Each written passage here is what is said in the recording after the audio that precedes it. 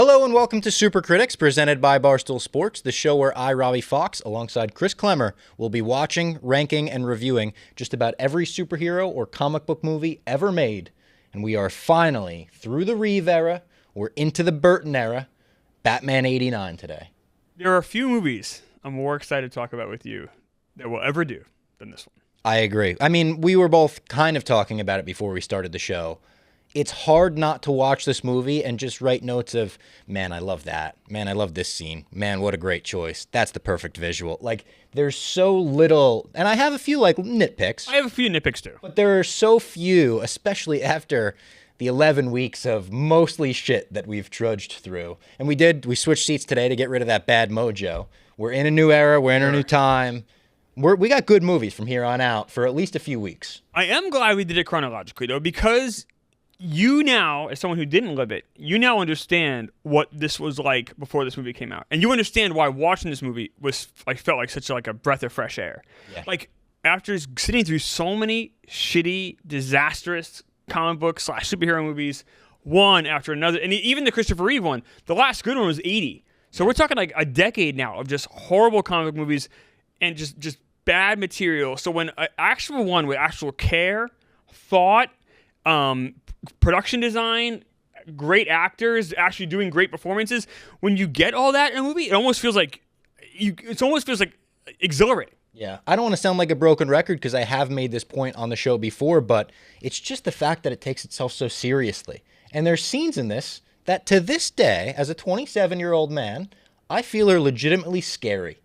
And I can't say that about maybe the 11 movies we've watched prior, where it's just like, it takes itself so seriously that I'm like, that still freaks me out a little bit. That like holds up very well to this day. Okay, so if you had to pick, if we went through like the 11 we've gone through so far, like who's the best villain? And I love Gene Hackman as Lex Luthor, but this is just what Nicholson does here. And you talk about it taking itself seriously, but the thing I love about this movie is also Nicholson's having a blast, and it's all in. Like he didn't need to buy in on this. Like he doesn't need to do like the goofy stuff and like the breathing funny and all the like. He puts in so much effort into this movie and cares so much and looks so great and just gives it his all. It elevates this movie to levels that honestly, this movie is such a weird superhero movie. This is such a unique movie because of him. Yeah, and he has range in this movie, too. It's not just the over-the-top, I'm melting, boo. The first scene with him in it is like, wait, I know this guy's playing the Joker, but like, what is this? What is this serious? He has like a Jeff Nadeau quality to him in that room, you know? He's kind of got that suaveness. He's going to steal your girl. He's yelling, I know I look good. You know, you don't have to tell me. Like, what is this take on the Joker? Yes. Like that a gangster that like takes himself that is kind of an asshole gangster, I guess is what he's doing. Kind of smarmy, but yet kind of still has that Nicholson charm. And then for him to pivot, because we don't see Joker until the movie's like over a half hour into the movie. Yeah. Because think about how much the movie we see Lieutenant Eckhart, one of my favorite characters. Mine as well. Shout out Porkins. You don't see Lieutenant Eckhart and Joker together, obviously. So like anything. So think about how much Eckhart's in this movie. That's how little we see Joker until that half hour, and then when it hits, the pedal is the metal the whole time. And this movie has, it sounds obvious, but multiple layers to it, where you have the Joker, you have crooked cops, you've got the Vicky Vale, Bruce Wayne stuff where she's doing some research, she's following him to Crime Alley. You got the mob. It's not even close. Thinking about the movies we've done prior, like, they all feel like fake movies compared to this. They all feel like you tried to prop up a house of cards and call it a movie. This is just a real movie that, again, holds up so well to this day. I think it holds up brilliantly. And I know, like, so you'll hear some pushback from younger people, especially, like, the Joker in Dark Knight, Heath Ledger, that's the better Joker. Okay, I'm not arguing that. But it's a different take. Much different. And this Joker works so well for what this movie is trying to do. And I think what it does. And, like, him being Jack, but also being Joker and having those two kind of marry together works so well. And, you know, with Superman, you kind of go back to Superman 78. It's like, all right, well, they had Brando. Brando didn't give a shit. He's obviously sleepwalking the whole time, didn't care, was, you know, thought the whole thing was just goofy and not worth his time. Hackman buys in. Yeah. So at least you get a good performance there. But to have everyone in this movie buy in the way they do, including Keaton, who I think is a great Batman and a great Bruce Wayne. Agreed. So to have these two, and also give credit to Keaton, going nose to nose, literally and figuratively, with Jack Nicholson, who in 1989, Jack Nicholson was the top of the top. And Keaton is mostly a comedic actor. Yes, especially at that time. Yeah. You know, think about it. He did Mr. Mom, Beetlejuice. You know, you go through some of the movies. He did a movie called Clean and Sober in the 80s, which is a serious. But most of it, he's known for being a comedic actor. And for him to go on and literally go nose to nose with Nicholson and have you believe it, that's an accomplishment. Yeah. Before we go much further, I want to remind everybody the next movies we're doing next Thursday, we'll be back with Teenage Mutant Ninja Turtles. After that, Dick Tracy. After that, Teenage Mutant Ninja Turtles 2, The Secret of the Ooze. And then going forward, we've got a lot of good ones. Batman Returns is not too far away. That's about 5 weeks from now. And before we talk about the movie itself, I wanted to ask you about Bat-mania in 89. How old are you in 89? I'm 9. So perfect age for this, quite literally. Couldn't be more perfect. So I loved Batman as a kid in the 80s because I would go home from school and I would watch the 1966, you know, that series, the Batman show, and I would watch it every day from school. They would play 2 episodes in New York in the 80s. I think it was 3 and 3:30 or 4 and 4:30, one of the two. And I'd watch it every day, and I loved it. And I would go talk to my friends about it. My friends would all make fun of me. Like, Batman's lame. That show's old. Batman stinks. And the comics were in this weird thing where the comics had a little bit of a jump when they killed off Jason Todd in like 88, I believe it was. So like, but the comics just weren't hitting the same way. That was no Bat-mania.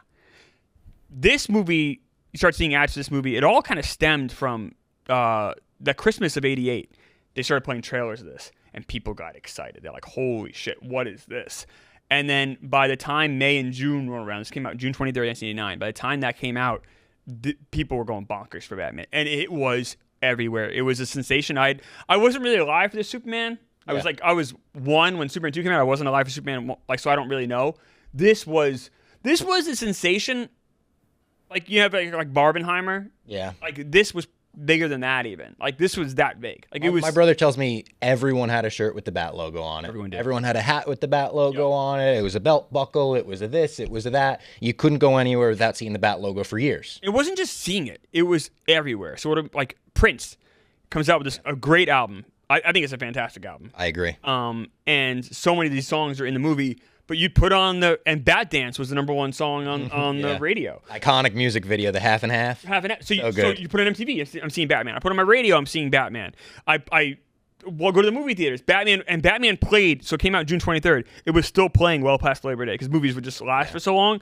And then November of that year, it's one of the first VHSs you can buy. Yeah. Clem, we did a commentary with Clem and my brother in the basement years ago, and Clem talks about having the VHS while it was still in theaters. Yes. He's like, you could see it in theaters, but I had the VHS. You had the VHS, and I can't emphasize enough, obviously rentals were a huge deal in the 80s, but no one owned movie. You didn't own a movie. Like, you didn't even know how to do that. It wasn't sold in stores. It wasn't like a thing. It really wasn't. Which is crazy for me to even imagine a world like that. Hard to understand that, but that's just, you could tape a movie from HBO, but the quality was never quite great.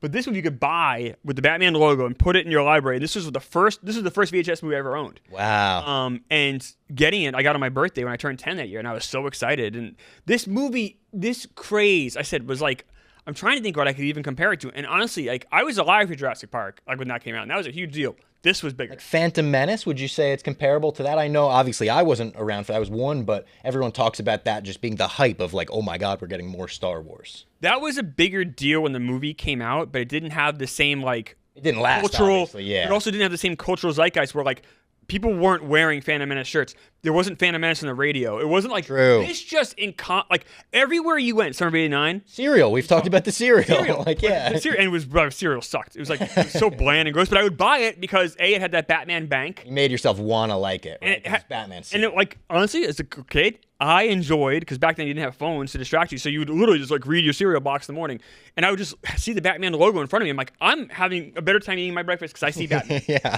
Batman was and for a kid that loved Batman as much as I do, because also then that made the TV show more accessible. I think Nickelodeon started to play it on Nick at Night.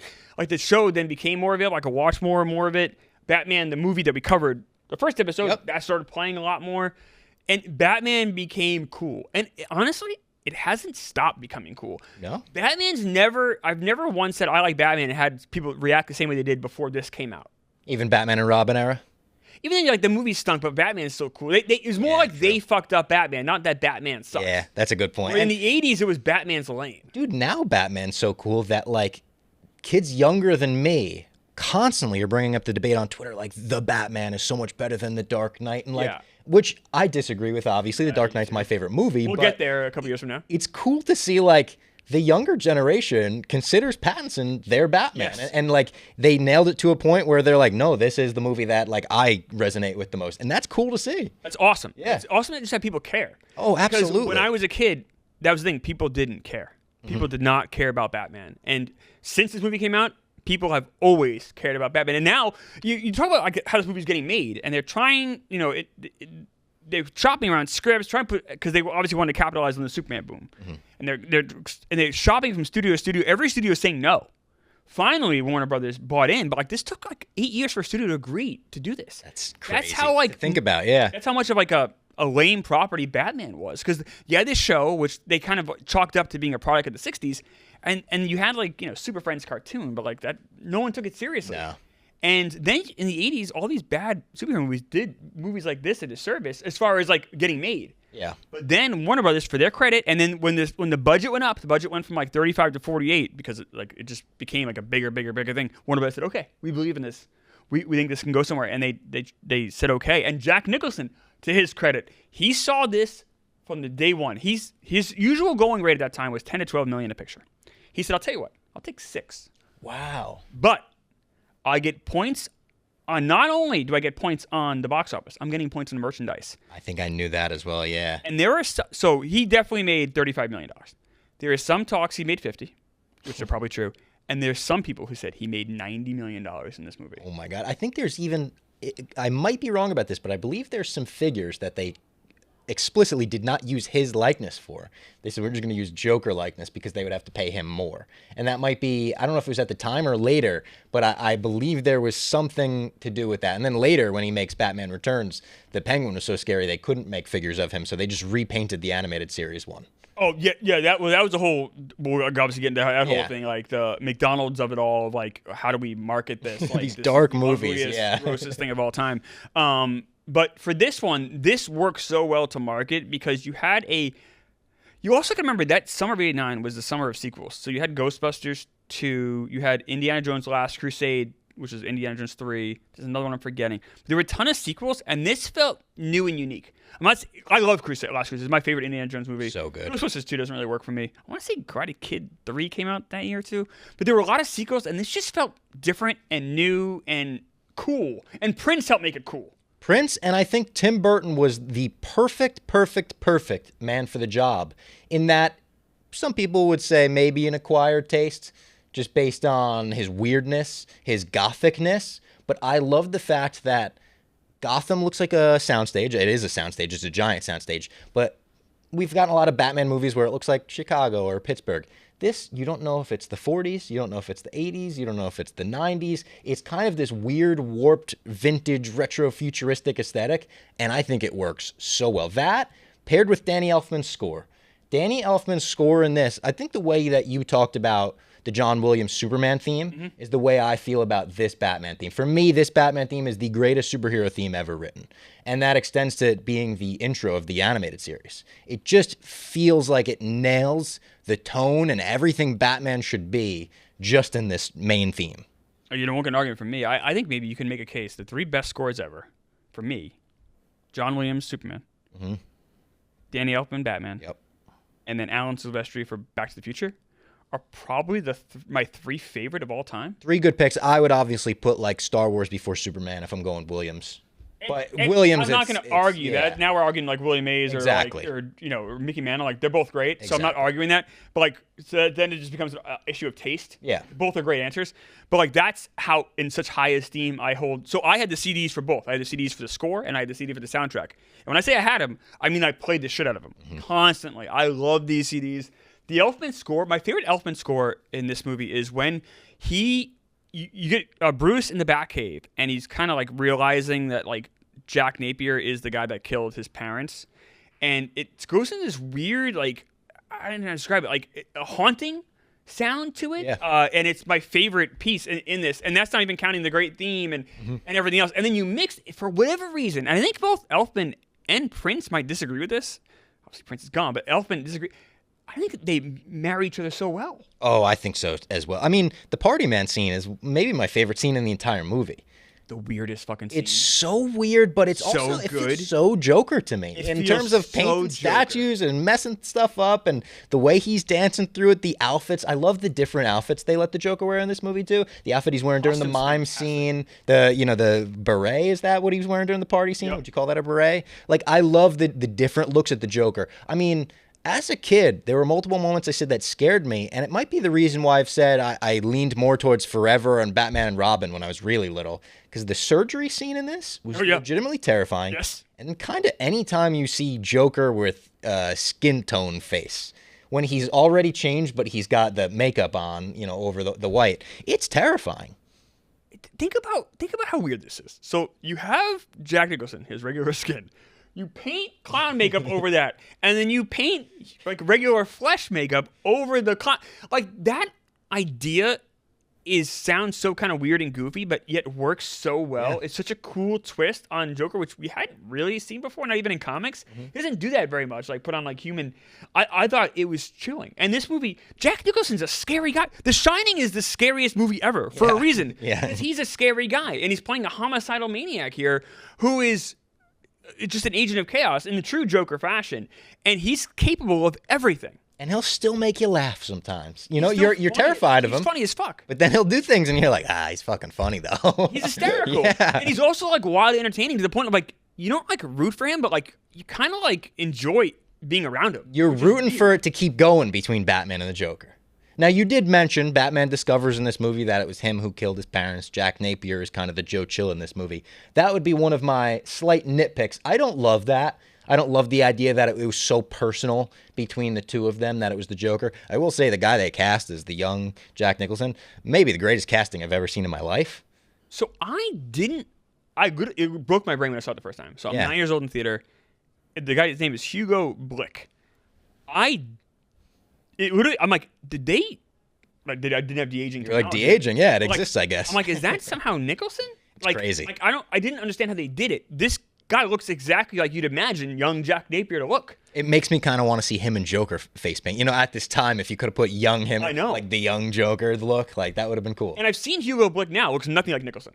It's crazy. Like, he just got old. I mean, I know they do a little work with the cheeks and they help him, but it's incredible. Like, it is uncanny. Unbelievable casting. Look, a lot of comic book fans agreed with kind of that take. Why did they make Joker kill the parents? Also, some people didn't like that Joker had an origin story here. Mm-hmm. I love the origin story here. I think it works really well. And then I kind of don't care that he killed the parents. I doesn't like it. It doesn't like make the movie for me. It also like it doesn't detract from the movie for me at all. It doesn't break the movie for me, and I think it works for the sake of this story. I just don't like the idea of the Jokers who killed the Batman's parents. It also, like, when you think about timeline-wise, would make the Joker so much older than Batman. I know he is, but it's a little weird to me. That, and I don't love the fact that Batman kills him at the end. So I was going to ask you how you feel, because he doesn't just kill Joker. He kills a number. He kills a lot of people in this. So movie, think about the bomb he drops at Axis Chemicals. That must kill, dozens of people. Batman doesn't like go out of his way to like. He doesn't like kill people like with his bare hands or the gun, but he kills a lot of people here. He kills people, but it's more excused as letting them die. Yes. It's like a little. They walk the line of it. Like he fights with in the cathedral, the guy that's like kicking his ass. Yeah. He does drop him off the cathedral. Like he dies. He doesn't have much concern for that. I mean, and we'll get to the next one. He gives someone a pipe bomb and smiles. Like, it's just not harped on as much that he has one rule and he doesn't break that rule in this. But like in the first scene, he uses like the grappling gun and ropes someone up and leaves him dangling there. That's what I love out of Batman. I love leaving goons dangling. The goons in this movie too are perfect. Bob the Goon, the goat of all goons. But every guy that he fights, whether it be a guy in a fucking beanie and he looks like a strung out loser in the beginning, or a guy with two fucking swords, like doing a Raiders of the Lost Ark type of show before he goes and attacks Batman, they nail the goons of Gotham City. good. All of Gotham City. I love the aesthetic of it. I love the way Crime Alley looks when he goes and leaves the roses there. I love that we drive past the theater pretty much every time we're outside. That's a problem. I don't mind that. I really don't. It makes it feel small, obviously. Yeah, so that if you had a nitpick, that's kind of my nitpick. Is that look, the production design won an Oscar. Anton First. We'll talk about him in a second. Interesting life. Anton First designed this brilliant man. This looks amazing. The Gotham City looks incredible. Only nitpick is it just. I mean, you turn a corner, it's the Monarch Theater. Everywhere you go, it's the Monarch Theater, and they just didn't have enough extras. So like you have a giant parade scene, which is tough to shoot, and you have the same 60 people there. It's like, okay, does anyone live? I understand people. That first scene looks crazy populated, though. The very first scene in the movie. When they're like, when the tourists are there. Yeah. Which I love that as well, paralleling, obviously, Bruce and his parents. And as a kid, I'm trying to imagine myself watching this as a kid for the first time. I think I would immediately be like a little scared of like, is that what's going to happen to me and my parents when we leave the theater tonight? Like, oh, no. When I was a kid watching the first time, I'm like, are they somehow introducing a Bruce Wayne getting his parents killed? I thought totally could have been that, yeah. So I was going to ask this. So you're probably like me with Superman. You probably don't remember a time in your life when you watched this for the first time. No, I don't. This has always been a part of my life. In your world. Yeah, and it's like one of my brother's favorite movies of all time. So I'm sure I was 3 years old. He was probably sitting me down and maybe fast forwarded through the surgery scene or whatever. But like, there was definitely moments in this movie that I had seen as a 2 or 3 year old, I would say. Yeah, and that's how I am with Superman 1. Like, I don't have a time in my life when that didn't exist in my world. But this, obviously, I do remember. And like, watching it, and I was trying to remember like how I felt watching certain scenes for the first time, and just like how much I loved this and how this movie just like flew by for a 9-year-old. I feel like it's like the action holds up really well. This movie made in '89. It's a 37-year-old movie now. Like that's crazy. Like, and I think it's Burton's weirdness and just the way it looks and just the editing, I think holds up. The way it's shot as well. He includes some of those Dutch angles. There's a little, I think, homage to early Batman, but it's not, it's not shot campy at all. No, it's not. The way silhouettes are dealt with in this movie are great. I love the first one where Batman fucking walks back in, like off the balcony. Yep. There's just so much good in this movie. I think it helps too to use miniatures a lot. Yeah. As opposed to, obviously, they didn't really have a true like grasp on CGI here. But we've seen bad effects. We've seen them in Masters of the Universe. We've seen them in some of these movies we've covered where like the bad effects is like it's really distracting and weird. Yeah. Dude, the Batmobile. The Batmobile is one of the coolest looking Batmobiles they've ever had in this one. Looks so weird and different, but yet cool. Like, what is that thing at the front? The turbine thing? Yes. It's like, I don't know, but that's the Batmobile to me. And it always has been. Now my favorite is the 66, but like... Mine too. This Batmobile feels so of the universe. It fits in well. It fits in perfectly. It couldn't go very fast. No, they speed up the footage. You could tell. I'd be lying if I said I knew that. Like I found that out. I didn't know that as a kid. Like I didn't know that. God no. And like I don't remember anyone bitching about it either. Like it wasn't just kids. Like, I don't remember like adults complaining about it. Like in real time. So like yes. It doesn't look that bad. It's like you could tell what they did, but it doesn't. It's kind of goofy now, but I've also seen the movie 100 times. So it's like, all right, am I just like this movie? No movie's meant to be watched 100 times. Yeah, so Like, cut them a break on that one. Okay, the production design of this is amazing. Anton First, genius. This movie looks incredible. Cathedral, all of it looks incredible. I don't love the Batcave. The Batcave's interesting. They use some matte paintings for sure for some of the scenes, like when Vicky Vale almost walks off the ledge. He's just like, be careful. From the background is also like, she almost just killed herself in your cave, dude. Like, you gotta... we always laugh at Alfred, what he must have thought when he's like, you fucking brought her back to the Batcave, dude. Michael Go's Alfred, incredible, perfect. Really I love his Alfred. The Batcave, I love the Bat computer. The Batcave looks very like barren in this. Yeah. There's a weird, and like the no railings just aspect of it is weird and Star Warsy in a strange way. I don't hate the Batcave in this, but it's far from like my favorite looking Batcave. I think some of the Schumacher Batcaves look great. Now one of the most panned, maybe the most panned scene in this movie, people hate this scene, is when Alfred brings Vicky Vale to the Batcave. Yeah. Kind of unbeknownst to Bruce. I don't have a problem with this because Bruce was just about to tell her that he was Batman, and maybe he relayed that information to Alfred. Like, I was going to tell her, got distracted, or Joker came in and I couldn't tell her. Yeah. So I almost feel like there's an understanding that like Alfred knew that Bruce wanted to tell her. So I don't have a problem with that. Is that crazy? It's not crazy. Again, it's like for the sake of the movie, it works. If you're saying like overall Batman like narrative or whatever, I think it is a little But crazy. he was just going to tell her. Yeah. But it's like, he brought her to the cave, bro. Like, the cave, that's our one spot, man. So there is a funny element here. So there is a scene, and I kind of want to talk a little bit behind the scenes about this a little bit because I think it's very interesting. So Kim Basinger's playing Vicky Vale, and Very good, I think. she's good. She's beautiful, and it works. Yeah.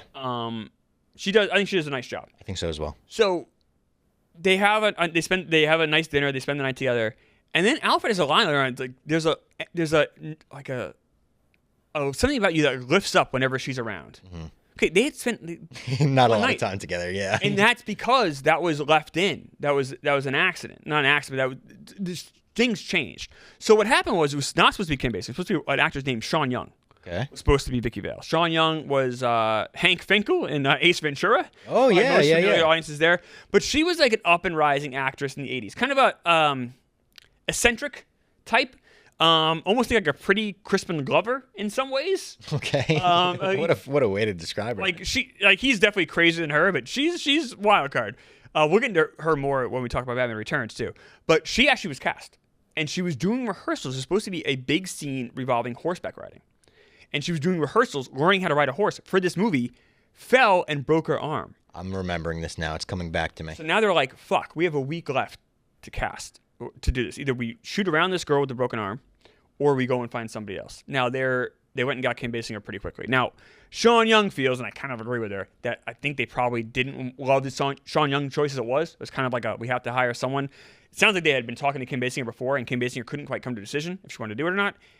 They settled on Sean Young, broke her arm, and they kind of just went back to Basinger and gave her what she wanted. But if she doesn't break her arm, Sean Young is Vicky Vale. Yeah. And does she wind up, we'll talk about it when we get to Returns, showing up on the set of Batman Returns, or is that someone entirely different? That's her. Okay. Well, not quite showing up, but also was very upset she wasn't able to audition for Catwoman. I believe she had a homemade costume. She does. And she went on the Joan Rivers show and tried to audition on TV and made a Yeah. whole big deal. But you kind of feel bad though because and she said it before in interviews and she's still alive and she's shocked. She's like, this would have changed my career. I would have gotten in because now she still works, but she's in kind of like, at this point in her career, kind of like, movies you probably get on like Redbox kind of movies. But like she would have been, Kim Basinger won an Oscar. Yeah. Like after this movie, like It's a life-changing role. This is. Yeah. Absolutely. And like for someone like her who was kind of on the up, she'd just been in Wall Street. She was in like movies that were kind of like, but hadn't had that breakout role. Like this would have put her in a different stratosphere. You understand why she'd be so upset. What was your take on Alexander Knox, who we never see again after these movies? I like Knox. Another thing that feels like it works specifically for the Burton universe. Like just in terms of like, I don't know, like I never leave this movie being like Knox was a great part of it, but it works. I agree. Yeah. It's fine. I don't really love Robert Wool. He was in a show called Arliss for many years on HBO, kind of annoying as After sports this? agent. Yes. I'm just not a big Robert Wool guy. He was a bigger figure in the 80s and 90s. But I feel like for this kind of works for him. I think you need that, like, that smart aleck. Otherwise, I think it gets too dire in the seriousness or just the chaos. Yeah. I think you need someone. The middleman. I think you need that. Yeah. Balancing act here. I also, every time I watch this, truly feel like, man, I wish we got to see Billy D. Williams as Two-Face. Do you? I do. I love the casting of Billy D. as Harvey Dent because Harvey Dent is the guy that, should kind of win you over on likability, on his suaveness. And who is more suave than Billy D. in the 80s? Do you think Billy D. Williams could have played? I don't think Billy D. Williams is a great actor. Are you a Billy D. Williams hater? I don't think he's a great actor. I think he's a great actor. I think he's good at playing like a Lando, like a smooth guy. But can you imagine him as like Harvey Two-Face? I would have loved to see it. Really? Yeah, I think it would have worked. Look, we'll get into it. Tommy Lee Jones.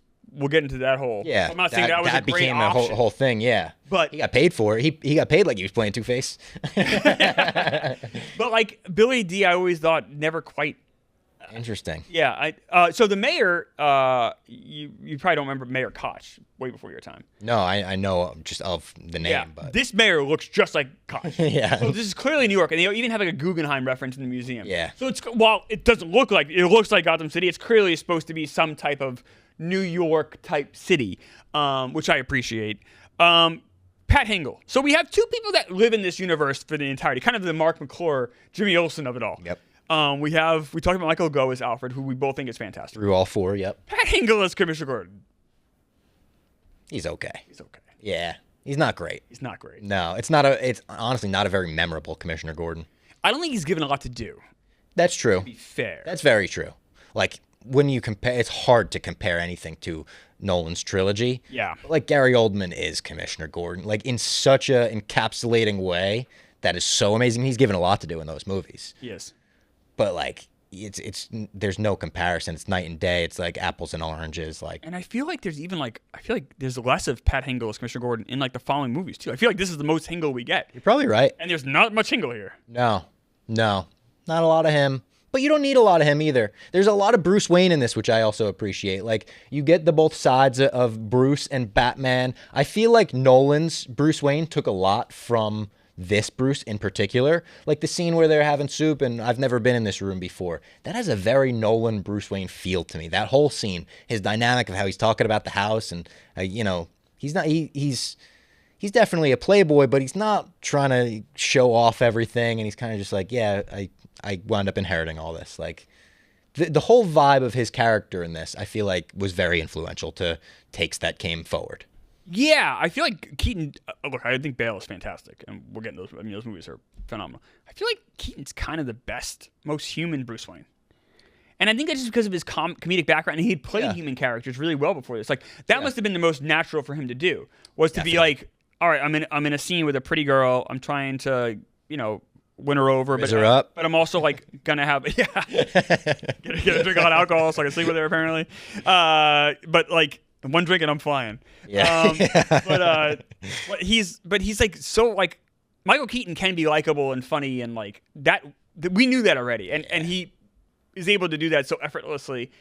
But then he also pulls off the Batman stuff. Like I buy him as Batman. 100%. And I remember doing the commentary for My Mom's Basement. My brother told me it was his eyes. Tim Burton said, I always saw in Michael Keaton's eyes that he could go bad and he could go serious, essentially. And from the beginning, I think their first collaboration together was Beetlejuice, right? It was the first movie they did together. He was like, I just know he's the guy for Batman. And got panned by a lot of people. People wrote magazine articles that go viral today where it's like, yeah, good luck with that. When I say people hated the choice, they hated the choice. I have this question for you. The first I'm Batman that he gives, that I could get chills just talking about that scene. Do you think they knew what they had? Do you think they knew how awesome it was going to go? Because the score's a big part of it as well. Yep. Like everything around that. Do you think it ever on set felt goofy to them in terms of like, this might be a train wreck? Or do you think they knew like, this is going to fucking work? No, I think I have two proofs of evidence that they knew it worked. They rushed out that trailer at Christmas because they knew this was good and they They were getting dailies being like, oh shit. This is good. Yeah. And then the second thing was them increasing the budget. Oh, they increased the budget mid-production. Yeah. 35 to 48 during production. And they think they knew that this was legit. We're talking about the eyes. The eyes are great. Like, so, you know that scene when they're outside of City Hall and you have like kind of the Marlon Brando type character, the Vito Corleone, and he gets killed with a pen by Joker. Yep. It's a great scene. So good. But you see there's a mime that like does something to like Bruce Wayne. It's very funny. Yeah.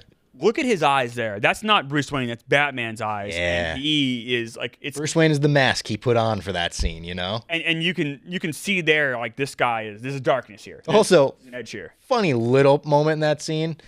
He watches people get mowed down and he's just kind of observing for the whole thing, you know? The Tommy guns come out and he's just slowly like, huh.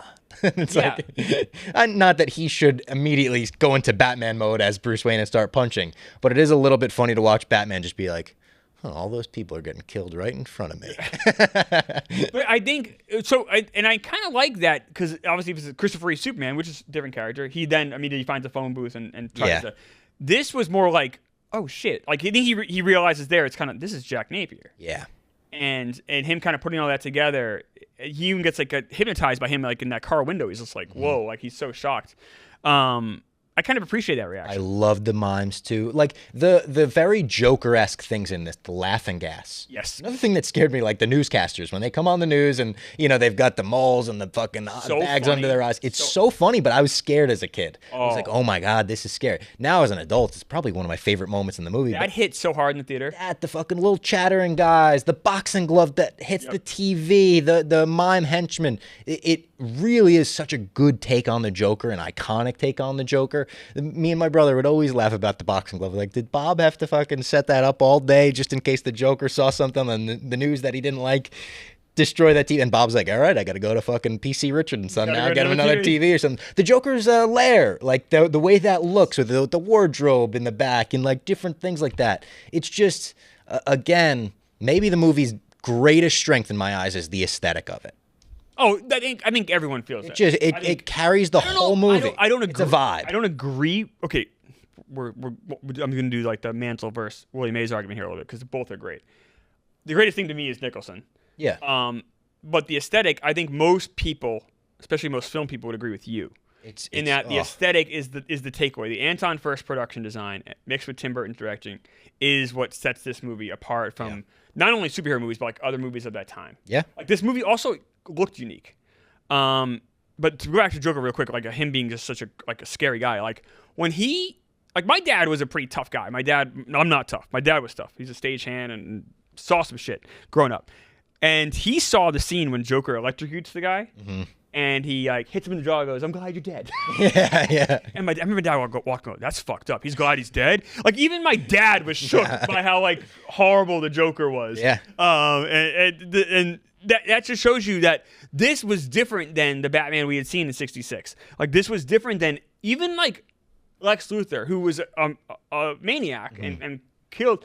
But even then, it wasn't as scary as this. Goofier, way more comic booky. Yes. Even this was more movie-y, like fair in two realms like that. But yeah, this is like the Joker in a way that in a post Heath Ledger world, it's also hard to think about this. But like Heath Ledger had to give that performance and that take on the Joker that he gave because he couldn't follow this up. No. You know what I mean? You couldn't try to do this again and make that work. So you had to move in a different direction because of how iconic this was. And I give Joaquin Phoenix credit for going in a different direction, kind of playing Joker as a loser. Yeah. And going that whole realm because you couldn't do what Ledger did and you couldn't recreate what Nicholson did. Yeah. So all three actors to be able to cut out their own piece of what Joker is. And I think all three things are Joker too. Like the Joaquin Phoenix, the Ledger, and this are all Jokers that we read about in the comics. Yeah, the Joaquin Phoenix one is the least. In my mind, the least, yeah. I agree. Because it's just my big nitpick or take on that is it's very hard to imagine that guy ever standing toe-to-toe with Batman in any capacity. But we'll get to that in 4 years or whatever. Yeah, right. That's fair. That guy's such a loser. That guy. Yeah. But if you're saying this is an Elseworlds take where it's maybe he's not against the Batman, it's just we're doing a Joker story. It works in the vacuum of that for sure. In this, I loved how Joker wasn't a great fighter. Batman just kicks the shit out of him pretty easy. Yes, I agree. Which is what it should be. It's more the stuff with the news. It's more the water supply, the parade. It's those things that the Joker's good at doing, not fighting Batman one-on-one. And I love that. I love they didn't even try. He's also you talk about the age. In this he's older, movie, this guy's got to be in his late 50s, 60s. Yeah. How's he going to beat up Batman? He's been trained to be a fighter. I love that it wasn't even a fight. Good. That's how it should play out. The cathedral. So a couple of things supposed to happen. Knox was supposed to die at the end. And I read a comic in the time. So there was a book adaptation, and then there was a comic adaptation, and both of those had I think they had Knox dying, if I remember correctly. So, weird. But they kept him alive at the end. They end up editing it differently. So why even that's the choice in the press conference at the end. I think, and they're also the original script was supposed to be Vicky Vale dies. Oh wow! And then Batman goes on just a furious, real rampage. Dark, yeah. And we do see that I guess with Dark Knight. With Rachel, yeah. But then they're they wanted to scrap that. Producer John Peters, who was very involved. We should mention his name too. John Peters is very involved with this. He then last minute was told Anton first, "Hey, I want you to build a giant cathedral," and then he kind of And unbeknownst to Tim Burton's like, what are we doing? Like, Really? like, no one knew. No one had any idea doing this. And he's like, yeah, we're doing this. Yeah. I think the ending worked. I think the cathedral stuff all works. The bat it's plane great. stuff leading into the scene with Joker, like in the street, like shooting down the plane, and then Batman like trying to shoot at him. Like, it's so great. Plane over the moon, dude. Oh, That's like one of the best visuals ever. it's the cover of the score. One of the best visuals ever. That is so good and so Batman and so just like, if you're a kid watching this for the first time, you're like, all right, I need that as a toy. Like, I need that as a toy. I want a grappling gun, and I want the bat plane, and I want the fucking Batmobile, and I want his belt. How about just the suit-up scene? It's the first, as far as I know, that we've been doing, true, like, zoom in on the belt buckle, zoom in on the logo, zoom in on the gauntlets. Like, that became iconic. We don't really, because Superman gets changed so fast, we don't really see that. Yeah. You're right. It's kind of the first one of that. And that's just, how many superhero movies have done that since? I know. A dozen. Yeah, more, more. probably. Yeah, 2 dozen maybe. No, you're exactly right. But this movie took so much care in how Batman looked, his costume, like that stuff matters. His costume's amazing. How many of these movies, like whether it be He-Man or even like Supergirl, and like they just didn't give a shit. They're just like these dumpy sets. Yeah. Like lazy filmmaking, like the bad guy in Superman 3, like Robert Vaughn, like it's like that nobody cared. There's just no effort put into any of this. And like you could smell it from the second you watch it. Yeah. And for this to be so much effort put into it, and then have this come out when the country hadn't seen a good superhero movie in so long, it was so refreshing. I love this movie so much. I think I've seen this movie maybe more than any movie I've ever seen. I feel like I say it a lot in this show, but we're kind of like, it's just kind of growing up as your Superman childhood, fan, like, yeah. Superman 1, Superman 3, and this, but this is the one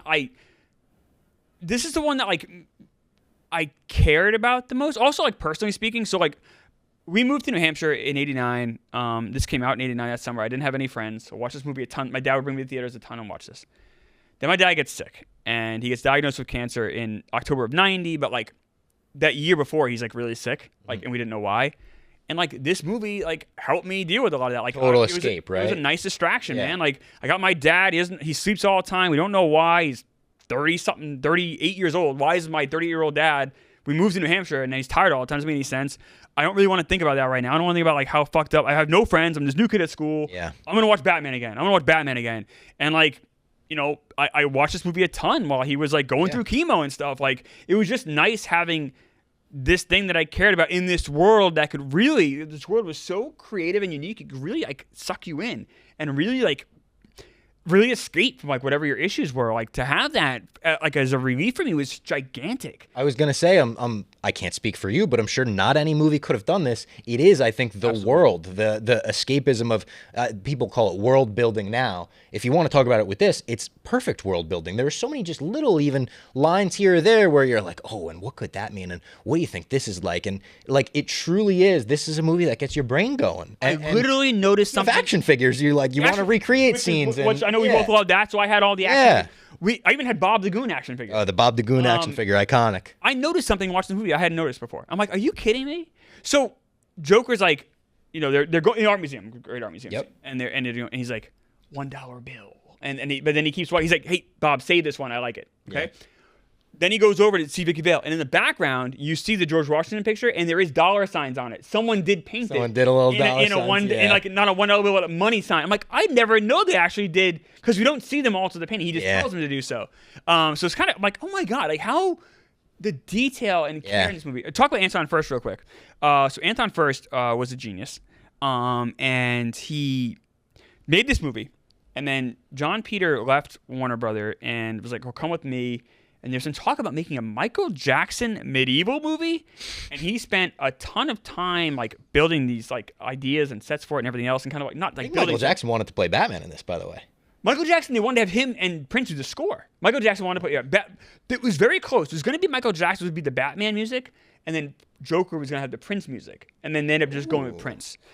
But interesting. So he's going to do this Michael Jackson, and it got scrapped, and it kind of put him. He had a lot of mental health issues, put him in a dark spot, and then he wasn't allowed to do Batman Forever or Batman Returns, excuse me, because he was already like left Warner Brothers, and all of his people left Warner Brothers. It was just kind of a mix, and then this was 1991 or 92, so a couple years later, 91 is before I think Batman Returns. He told his friends, "Hey, I'm I'm gonna go grab a pack of cigarettes. I'll be right back. And he went upstairs and jumped off the top of the building. Oh no! Oh my God! He's like 48 years old. Jesus Christ! Which is like so sad. Way to bring the mood down. Like, but this genius, but it's just a sad. Yeah. That's why if you're ever like, oh, why didn't any Gotham City look this great? And Batman Returns looks great. I'm not saying that it does. Yeah, it does. But why did it never quite match this, or why didn't we get more movies that look like this? It's because I think this was the last.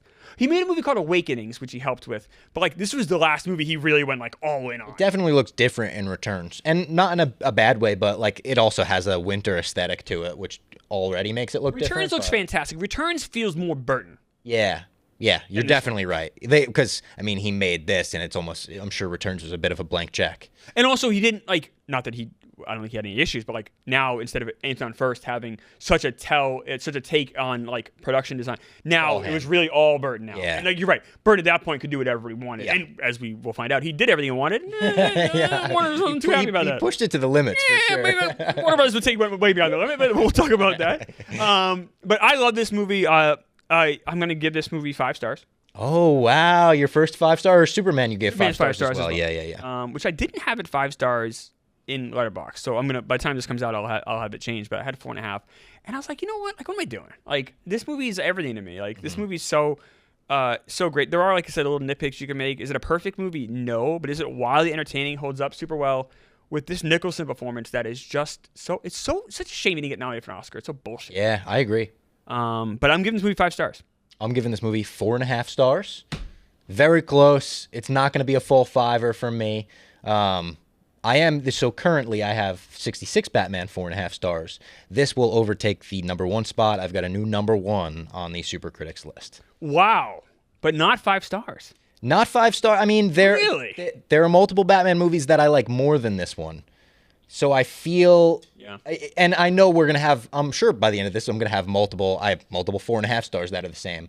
But it does, for me, just miss the 5-star cusp, yeah. Is there anything you didn't like about this? It is there are certain things with the Joker, one being the person that kills Batman's parents and being killed by Batman in this movie, that there are certain things that I say it works perfect in the vacuum of this movie, but maybe not for my overall take of Batman. And I do think this movie works perfect as an adult. I don't think it works perfectly, and it worked perfectly for you as a kid, but it didn't work perfectly for me as a kid in terms of like it was almost too scary for me. But you're not judging it as a kid. You're judging it now, though. No, but in the overall scope of like this Batman movie, I guess like The Dark Knight doesn't necessarily work for little kids. This is more kid-friendly than Dark Knight is. Yeah, it probably is. But The Dark Knight's a faster-moving movie. Like, this movie, I will say, if I were to say a little, like, nitpick, it's slow. I think this is kind of a slow movie. See, I think Superman 78, which, by the way, I have that ahead of this. Okay, so this is 2 for you? 2 for me. Yeah. I do understand, I don't agree, I understand the criticism that Superman 78 at times can move a little slow. Yeah. A little bit. I feel like this one doesn't, but I'm also older than you, and I just how, you know, how you interpret movies, I think is different. Like, just like someone who's older than me would probably say, oh, the 78 movie doesn't feel slow to them. Yeah. You know what I mean? Like, movies just keep speeding up. Just like I'm sure our kids one day will be like, oh, the Avengers movie moves slow. Like, how can you say that? Like, you know what I mean? I think it's just like a product. I agree with that. Product kind of how old you are watching stuff. But I can't agree that this moves slow. But does it move and feel like a Nolan Batman movie? No, it doesn't. Yeah, and it's not like I don't think, oh, this is a drag, like this is going on too long. Just like throughout the movie, like there are down moments, I would say, and I think it balances well. But I think it's a slower Batman. Is there any movie. scene you would take out of this movie? See, I don't know if there is one for me. I think I like every scene in this movie. I don't know. They're hard scenes to cut. Like you said, Superman 78, you didn't love the pre-Reeve stuff. There's nothing like that in this movie. Nothing like that where I was like, I didn't like that whole complete chunk of it or anything like that. No. Okay. And you have this number 1 now. Number 1, yeah, pretty easily. I mean, I have such nostalgia for the 66 Batman movie, but this is just a better two very different things. This is feels like a movie. It's very close. So I have Superman 78 ahead of this. I think if you look at movies all time for me, not comic movies, just period. Yeah. I think I have Superman 78 like 15th all time. I think I have this like 32nd. So like, but that's like kind of splitting hairs. Like, And again, I feel like I'm splitting hairs by even giving it 4.5. Like, I'm surprised in you the go grand 5. scheme of everything, like Batman movies are my favorite things in the world. Like, I'd rather watch even a bad Batman movie than most like good movies. Like, I just love Batman. I love this character. But yeah, there's going to be some Batman movies coming up that I'm going to have to, give similar ratings or maybe even higher ratings to. So There's only one for me, so we might have some battles there. Then we might finally go to fisticuffs. we might have some battles coming up on Super But Critics. this was a treat to watch. This Always really is. was, It man. always is. I love this movie. It gives me so much nostalgia for playing with the action figure where the belt buckle came out and, that was the grappling hook. And, like, honestly, it being one of my brother's favorite movies makes me, like, think about me and my brother's relationship. Like, that. it's got absolutely perfect vibes. I love watching this movie every time. It's definitely a yearly rewatch for me. I don't think there's ever been a year that goes by in my life where I haven't watched this. There's kind of no reason not to. I got to, so my wife had never seen it, and during COVID, we went to a drive-in and saw it. And that was pretty cool. I'd love to see this on a big screen. And this is the first movie.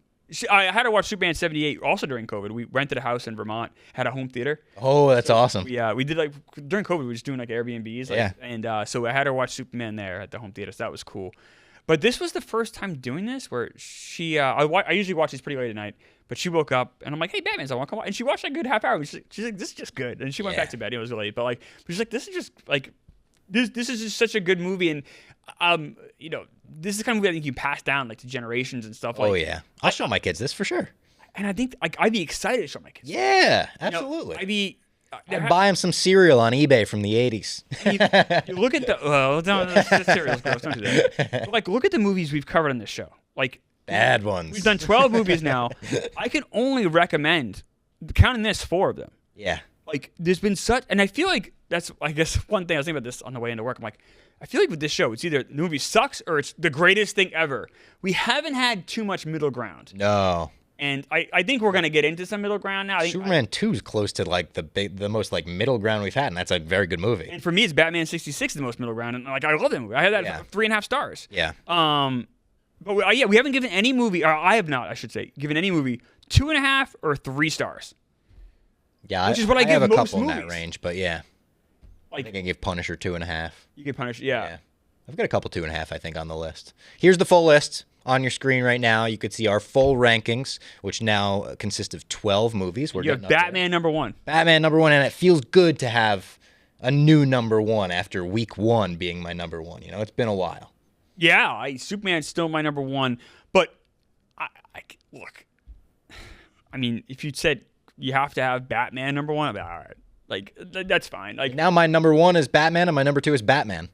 that's true. It is. Yeah, that is not a typo on the full list. It's Batman, and I said, if we finish this whole list, my list is going to be a lot of Batman towards the top as well. It's just, he's my favorite character in any medium of anything ever.